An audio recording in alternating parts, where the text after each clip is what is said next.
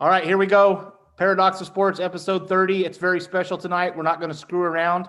It's a big week in Southeast Colorado. Jack's hometown, hosting some big-time football games. We are thankful to have a man who's very busy this week. Colorado Prep's Kevin Shaffer has taken some time to chat with us tonight. So, Kevin, thanks for squeezing us in. It's a great week. It's been a tumultuous 2020 just to get in football. So we're glad we get to finish. And even though it's busy, it's always fun to talk football. Nice. Well, as we always do here on the Paradox of Sports, we'll throw it to Jack to get the question started. How did Colorado Preps get started? Oh, started a long time ago, back in 2003, way before you were born, Jack. But something I've always wanted to do. I grew up in Kansas. Sports fan, played 8-man football, very small town. In fact, my school closed 2 years after I graduated. So I understand the importance of small schools. And we moved to Colorado and ran some radio stations for a while. But this is something I've always wanted to do and had the chance back in '03 to get started with the radio network. And the idea was to work with teams 3.5 and 4A on down, because back in those days, you had Rocky Mountain News or Rocky Preps, you had the Denver Post, but they covered mostly the metro area, 5A, 4A, big schools. There was really nothing out other than local radio and local newspapers that covered the small towns. And so that's kind of where our focus went. We wanted to give that area, both on the east and west sides of the state, some coverage that they normally don't get. And when it comes to the playoffs, a lot of teams from the East go west to play, and a lot of teams from the West come east to play. And back then, they didn't have the capability to know much about those other teams. So we started the website, started the radio network with hopes of kind of bridging that gap or filling that gap, if you will. So that's why we got this started, and been going now. We're in our 18th year. With all of the different high school sports throughout the state of Colorado, how are you and your team able to cover everything? Well, we don't cover everything. There's, I think, 17 sports in both, boys side and the girls side, and we focus predominantly on football and volleyball in the fall. We've touched on some softball in the past. We may get there in the winter. It's boys and girls basketball with wrestling. And then spring, we kind of take off a little bit because, to be honest with you, at the end of state basketball, we're pretty much drained. But we have writers around the state that help us. We have a ton of parents, a ton of athletic directors, coaches' wives or spouses, I should say, that help us with information. And it's just the last 18 years we've been able to grow that network. So if I need a score or I need information on a game or something has been changed, I can reach out to those folks very easily. And with social media and with texting, that makes it much easier to communicate than when we started. Because, Jack, if you believe it or not, back in 2003 when we started, we actually had to make phone calls, and we used a landline where it was plugged into the wall and we had to call people, and cell phones didn't get to all these little towns in the state. So we did what we could to get the information that we could, but as the years go by and the technology gets better, it's easier to get that information. So when you move and set up shop back in '03, where are you at? Like, where do you go and start this at? Well, back in my radio days in Kansas, I presented this idea to our boss at the time. I was 25, 26 years old, and he liked the idea, but some things happened and it didn't fall into place. And I told myself at that point, if I ever get into a position financially or professionally that I could do this on my own, I wanted to do that. So we moved to Colorado in 1996 here in Fort Morgan, where I still live.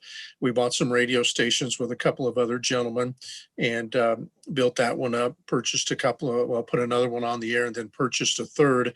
And over 7 years, we had tremendous growth. And I thought at the time it was a good chance for me to get out of that. And so I sold my shares and used the proceeds from that to start Colorado Preps later that summer. And we got started in 2003. So just some things have fallen into place, and I've been able to get this built. And we're always continuing to try to make it better and to try to grow it. When COVID-19 put a stop to the state basketball tournament, canceled the entire spring sports career, and limited fall sports being played, such as softball, golf, tennis, and cross country. How did that change the way you covered prep sports? Well, it pretty much ended what we did. Like I said, those sports that you mentioned there in the fall here, we really don't provide much coverage. Until football got started, we were kind of in hiatus. And at the end of basketball, or when the state basketball tournament was canceled, we didn't have any coverage to do. So it was very hard, to be honest with you, both financially and also from a standpoint of there's nothing to cover. And so I was very concerned when football wasn't allowed to be played to start the year in the fall, because that's where we generate a good share of our web traffic. That's where we generate a good share of our advertising dollars during the football season. So without that, our business was in trouble. And thankfully, we reversed that decision, got the season underway, and we were able to keep going. I'm a little bit worried about this, the winter season and whether or not we'll start basketball on time, but it's really hard to know at this point whether or not we'll get a chance to play, because things are changing on an hourly basis, it seems. We've had a couple guests that were in the middle of covering the state basketball tournament, and I've asked them kind of about just that day, like the chaos into that day and leading up to it. You'd seen some stuff on Twitter and that some stuff had shut down, and then they stopped the games. So like, where are you at? Was it Friday that they shut them down? That Thursday or Friday when they stopped the games? Where were you at, and kind of how did you work with your people that hour and day following all that going on? Well, our work kind of began that Wednesday. The tournament runs Thursday, Friday, and Saturday. And again, like I said, we work with the NFHS to produce their live video coverage. So my Wednesday was designed to start in Greeley, set up equipment for the 1A tournament, go to Loveland to set up the 2A tournament, and then down to Denver to set up the 3A tournament the next morning. Got to Greeley on Wednesday afternoon, and there was already plenty of talk. In fact, CHASA officials told me, don't set up your equipment yet because we don't know if we're going to play or not. That was the Wednesday before. So again, we were delayed 3, 4, 5 hours just setting up the gear. Then we got the go ahead to play. The first decision was we weren't going to allow fans. And then that caused some ruckus, obviously. And then they made the decision to allow a certain amount of fans. So we set up Wednesday like we planned. Thursday, I got to Denver, set up there at the Denver University of Denver like we were normally going to go.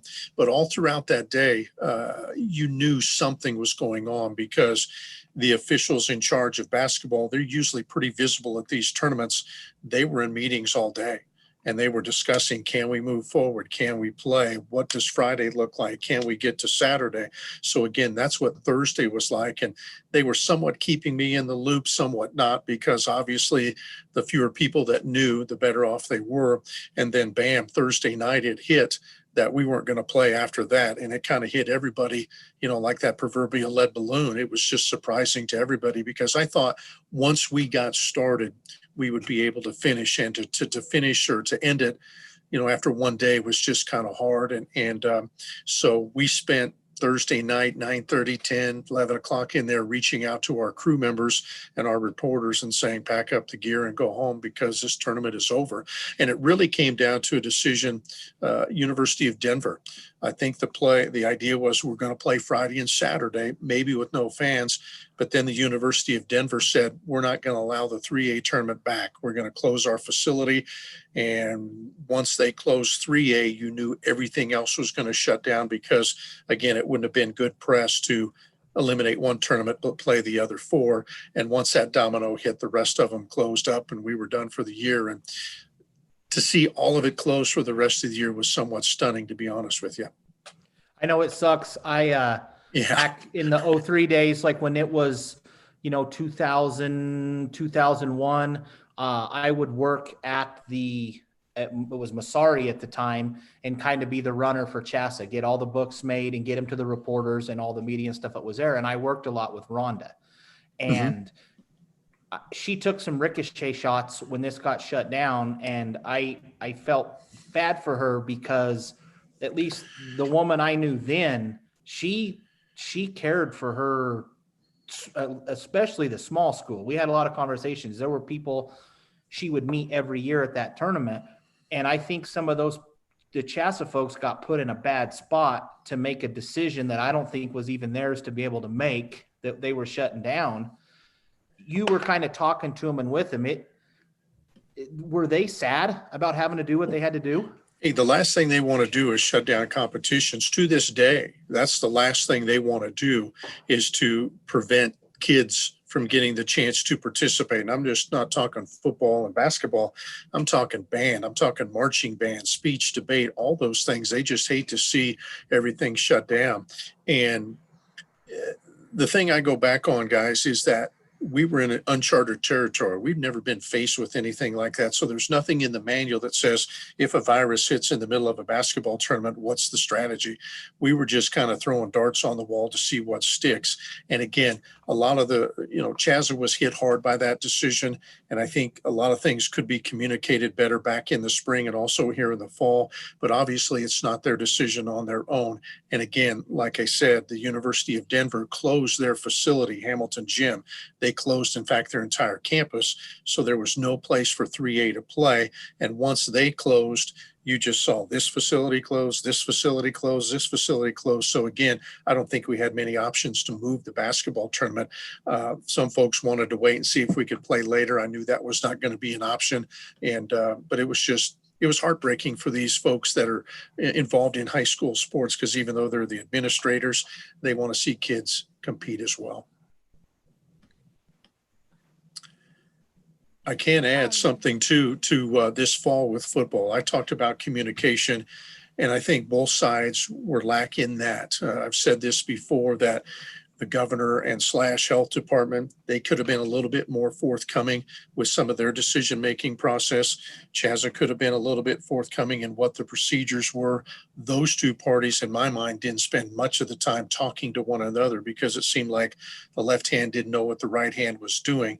And in fact, when we got a chance to restart the season, I thought it would have been a great PR move after the bickering for the week. I thought it would have been a great PR move for the governor to sit down in one chair and Rhonda Blanford Green to sit down in the other and say, together we've come to this decision that we're going to play football. But instead, it seemed like they were trying to play the blame game. It's not our fault, it's theirs. It's not their fault, it's ours. And again, I think the kids got lost in the shuffle there. And I just wish we would have had a united front to get football restarted again. Fortunately, the state of Colorado and Chazza were able to come up with a last-minute solution to get the football season started with the scaled-down season and 8 teams in the state playoffs compared to 16. Before we get into the state championship games and preview those, thoughts on the regular season and playoffs up to this point? Well, it was kind of a crazy regular season, to be honest with you. Maybe 3 to 4 weeks in, we were going along pretty good. We would get a cancellation here, or a team had to close up shop for a couple of weeks because of COVID. But man, the last 2 weeks were just kind of crazy. I think we had 37 games canceled in week 5, and then it was up to 42 to 45 in week 6. And so that really just threw the season into a crazy mess. And at that point, to be honest with you, I didn't think we'd get to finish. I just thought that the numbers across the state were going up too high, and I thought we would just shut it down, to be honest with you. So I was very pleasantly surprised that they said we can play the playoffs and that we can finish the playoffs. So that's a good sign. But it was just a crazy year. And if you ask any coach, athletic director, fan, or parent, they don't want to do it again. It's been very stressful, because coaches, every time their phone rang, Jack, it was bad news. A player wasn't eligible. We couldn't play this week. The other team called and they had to cancel, and then they had to scramble. You guys are based in Pueblo. Pueblo South had a dramatic finish to their year because you had to play 4 games to be eligible for the playoffs. They missed their first 2 because of their own in-house issues with COVID. And then their last game was postponed from Pueblo Central. So they were sitting at 3-0, undefeated, ranked in the top 5 with maybe not in the playoffs. And they called all over the place to get an opponent. They called Holyoke out of 1A. They called all across the state trying to find a team. And fortunately, they found one in Vista Ridge, got the win, and made themselves eligible for the playoffs. So that was just kind of a synopsis of a lot of teams and what they had to do just to get on the field on a Thursday, Friday, or Saturday, or even Monday or Tuesday in some cases. Just a crazy year. Starting Thursday, the football state championships will take place at the Thunderbowl here at CSU Pueblo. First of all, what are your thoughts on having all games here in Pueblo? Personally, I love it. I mean, I'm not saying it's because it's in Pueblo, but I love the fact that we're playing all the games at one location. I've often wondered why we don't do that. Football is the only sport that does not decide all their championships on a neutral field. And I'm a small town guy. Like I said, I played 8-man football a long, long time ago, and I understand the importance of small schools and what their sports programs mean to them and what hosting a championship game could mean. But I like the fact of getting everybody together, especially this year. We've been spending the past 6, 7, 8, 9 months apart. We can finally get together and celebrate something. Even though there's limited fans, I still like the aspect that we're getting all 7 games together over a 3-day period. I also understand it's probably a one and done type of deal, because next year we hope to go back to the regular schedules, and then we hope to still have 6, 8-man and 1A at the home sites like we've had in the past. But for this 1 year, for all we've been through, I kind of like the idea. And Pueblo, to be honest with you guys, was the only choice, because Chazza looked around and not really anybody wanted these games. You know, CU didn't want all these kids on campus. CSU didn't want all the kids on campus Mile High because of finances. That didn't work for them. And so there weren't many choices. And so I was really happy to see Pueblo step forward. It's a great sports town. It's a great high school sports town. So I was really glad to see them step forward and say, come on down, we'll host these games. And hopefully it goes off without a hitch and we get through the weekend and talk about football instead of everything off the field. Okay, so the first game we're going to preview, the 6-man state championship. We have the defending state champion Fleming, who barely got past Grenada in the semifinals, taking on Stratton Liberty, a rematch of last year's state championship. Let's talk about this game. My personal opinion is that Stratton Liberty will take this. I don't think that Fleming is going to have enough to get past him. All right. So you're going with Stratton Liberty to avenge last year's loss, right? Yes. Okay, I'm not into picking games, to be honest with you, because that can get me in trouble with coaches. They have a long memory, Jack. I mean, I'll say somebody should have won 5 years ago, and a coach will bring it up to me when I see him next Tuesday. But I do think it's going to be a good game, and I think Fleming has a little bit of an edge simply because Stratton Liberty is missing their best player, Jarrett Lichty. Arguably could have been the best 6-man player in the state this year. He went down with an injury back in week 2 or week 3, so he hadn't been able to play all year, and he won't line up this Saturday or this Thursday. So I think because of that, and also I think Fleming's a little battle tested after those couple of games with a very good Grenada team. So I think Fleming has a slight edge, but last year's game was a 1-point game decided on a safety in the final minute on a bad punt snap. So maybe we'll get a repeat of that, and should be a good game though, but I would give Fleming a very slight edge in this one. Do you know how they're going to set the field up? Because the 6-man, it's smaller field, correct? Yeah, much smaller. It's 80 yards, and is it 40 yards wide or something like that? I don't know the exact dimensions, but what I've been told is they're going to use one set of field goal and use that as one side of the field, and then they'll adjust the field with the temporary field goal on the other end and just mark it. And I know that's a concern for teams and fans and players involved, but they've done that at Nebraska. They've done that at Wyoming for several years now, where they play all their games at their college facilities. So I think some people are making a bigger deal out of it. It's going to be strange. And the field turf, I think, may be a bigger factor because these kids in 6-man aren't used to playing on field turf. So that might be a little bit different for them, other than the different field dimensions. Yeah, we can make 6-man faster. Maybe that's what it needs. That's to all be faster. Yeah. Yeah, I was going to say that's all we need. I'm looking forward to it. I get to call the game for the NFHS network, and we've watched a lot of 6-man over the years, and I'm just excited to see it because I laugh. The guys up at 94.5 The Ranch in Sterling, they were doing the Fleming Grenada regular season game, and one of the teams scored with like 2 minutes to go in the first half, and one of the announcers said, well, there's still plenty of time for a touchdown. Well, we had 3 more scores in the final 2 minutes, so I'm looking forward to seeing that type of game on Thursday. Motion detected at the front door. All right, so 8-man, we've got Sedgwick County looking for their 6th consecutive state title. They're taking on Sanford, who's making their first ever appearance in state championship. Your thoughts? Who you going with, Jack? Definitely Sedgwick County. Yeah, there you go.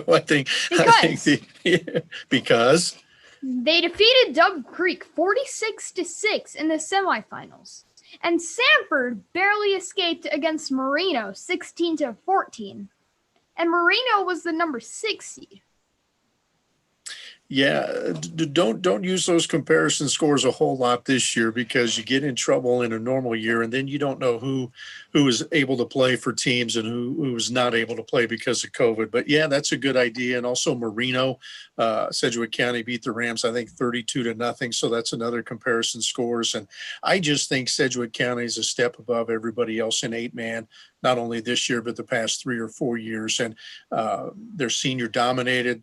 They've beaten a very good schedule. They've been there. They've done that. They can smell a new record. They've already gotten the record for most 8-man consecutive championships last year with 5, and now they can tie Lyman for the most consecutive titles all time in any class. So that's on their mind. And Sanford, those are a good story. It wasn't too long ago. They weren't very good. And now they are in the state championship game for the first time ever. And they've got a very good running back in Gartrell.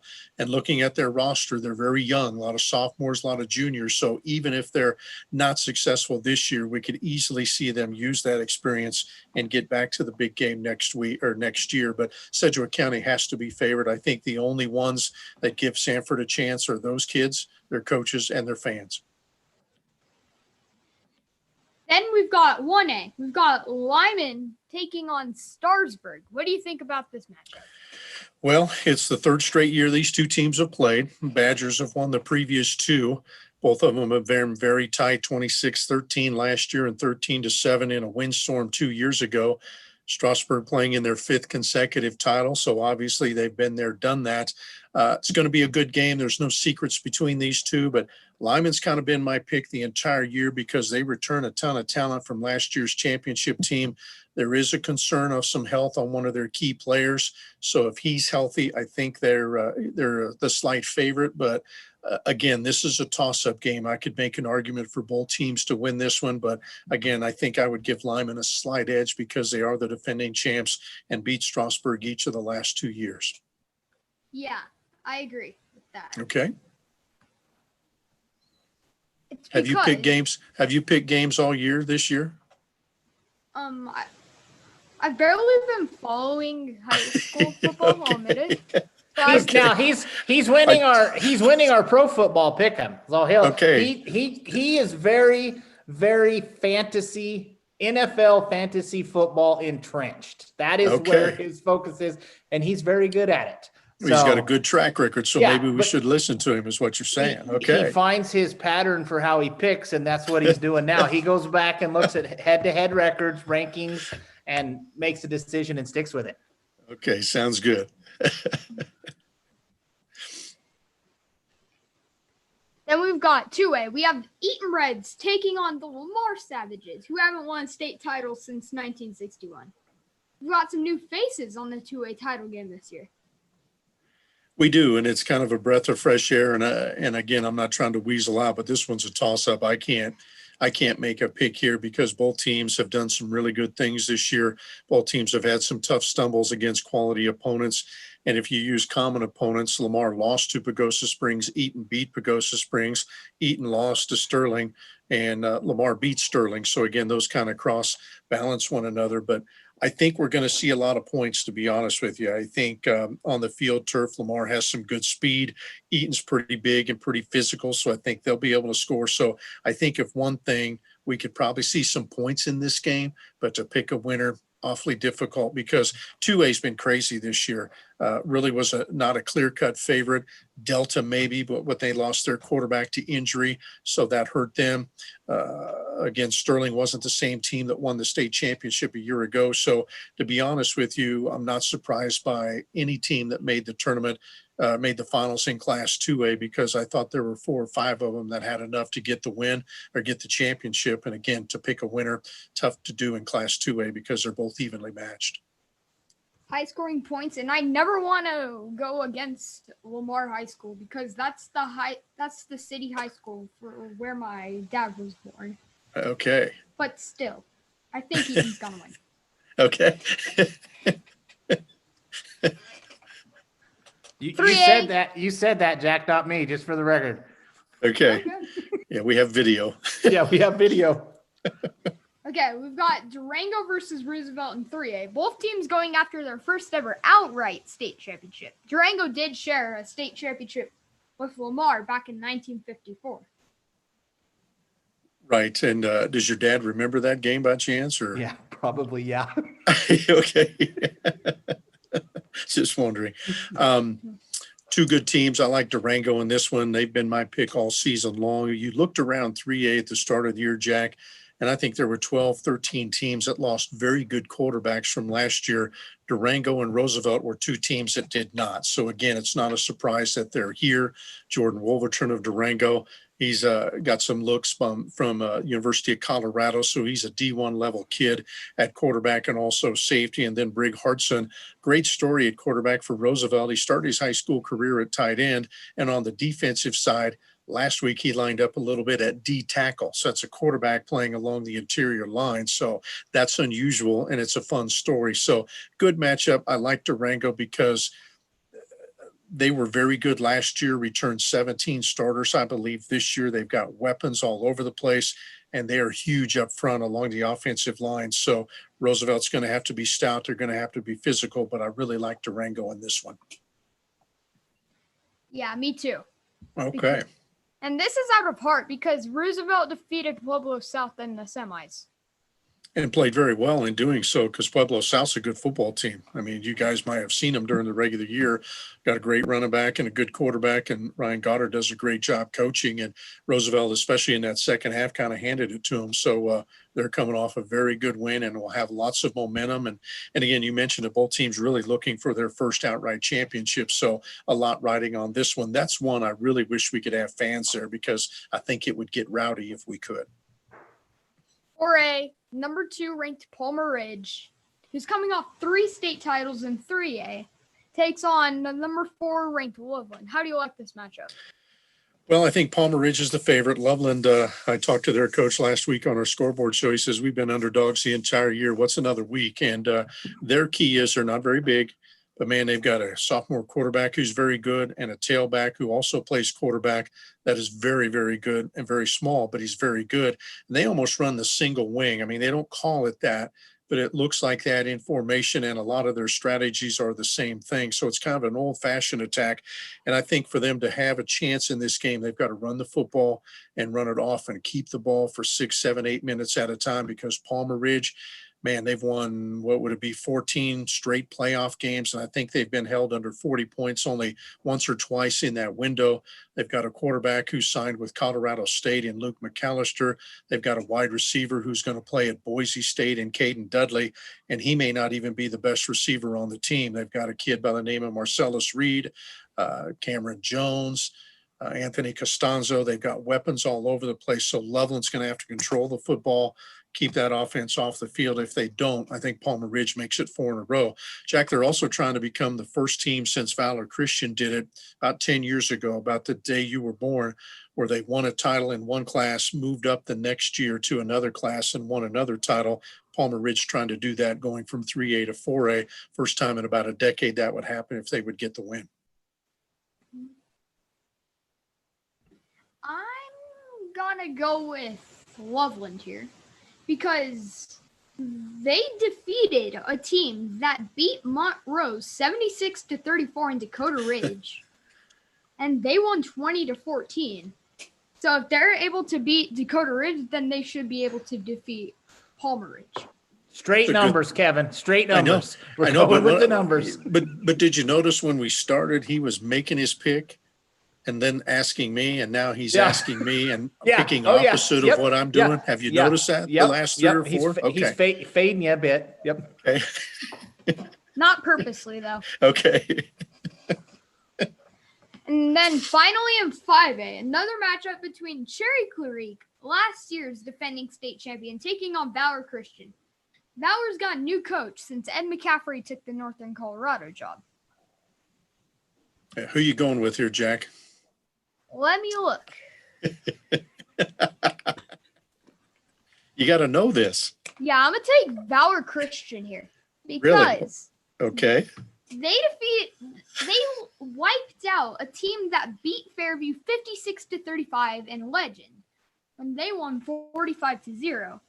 If they can be Legend by 45 points, then they could maybe defeat Cherry Creek in a close game.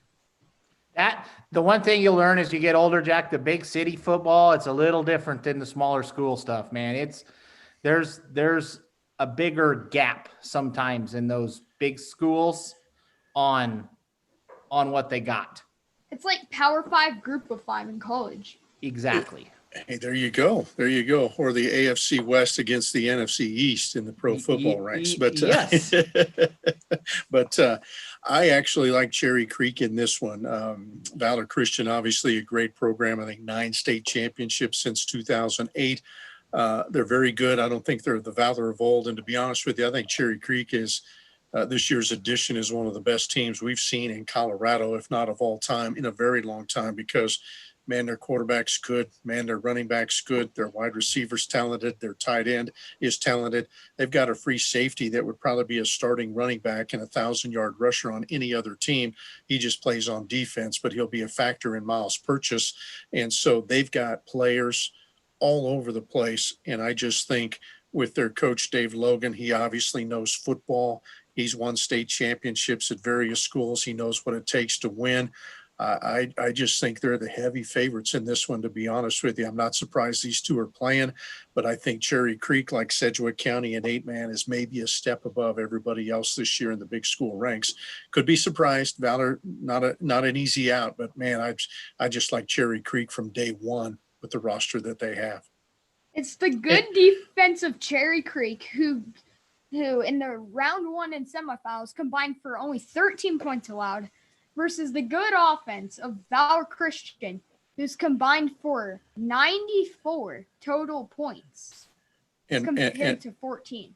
And Valor has a great running back in Gavin Sawchuk. He's getting, you mentioned Power 5 looks. Alabama's looking at him, so you know what kind of running back that he is, and he's going to have a big day. And Cherry Creek will focus on him, but Sawchuk, if you're into numbers, he's played 6 games this year. He's been over 200 yards on the ground in 3 of them. He may need that again on Saturday for them to get out of there with a victory, but he's one of the more talented running backs we've seen in a while in Colorado. So we're taping this on Tuesday night. So Okay. where do you start on your trek to Pueblo and stuff? How's your week play out here? Well, we have been pre-gaming and getting stats lined up for all the teams, all 14 teams here during the week, and then we'll head out Thursday morning. Should get to Pueblo between 11 and 12, and I'm calling 6-man and 8-man on Thursday, so we're excited about that. We're also going to do the 1A game on Saturday. May help out on some others depending on some announcer lineups, but I'm just going to love to sit down and watch some football. I haven't been to a game this entire year. Normally we get out on a Thursday and a Saturday to watch some games, but with COVID, limited fans, we've kind of stayed in studio with our radio show this year, so I haven't seen a game in person all year. I'm really looking forward to it. Awesome. Jack, you got anything else? No, I don't. Cool. Hey, Jack, Kev- can I ask you a question, Jack? Yes, sure. How'd you get started in this at such a old age?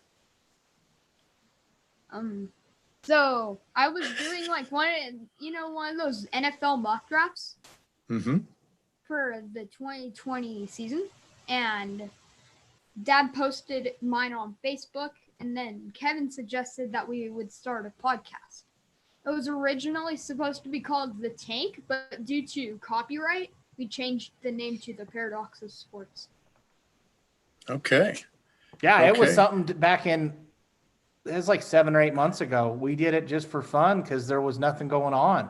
Everyone was stuck at the house, and it's just kept going. So people keep saying yes. And I mean, we appreciate, guys coming on and helping Jack and him writing questions and researching and stuff. So it's cool.